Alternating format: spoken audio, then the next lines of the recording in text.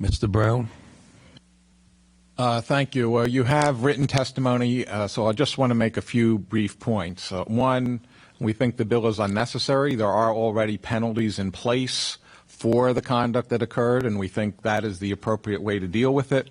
Second, we are very concerned about the harshness of the penalties, which include mandatory sentencing, something that this committee and this legislature has been very reluctant to pass on all sorts of criminal offenses much more serious than this.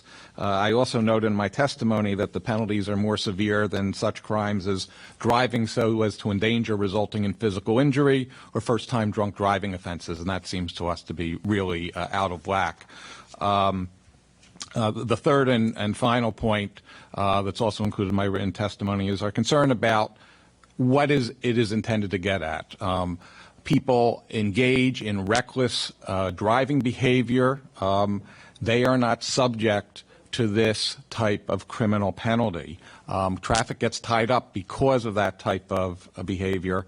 We think it's inappropriate to single out a conduct that is based on protest-related activity, even if the protest itself is not, the way the protest is being conducted is not necessarily protected by the First Amendment, but to focus on that conduct for enhanced penalties strikes us as inappropriate and unfair, and so for those reasons we oppose the bill. Thank you. Thank you, Steve. Questions?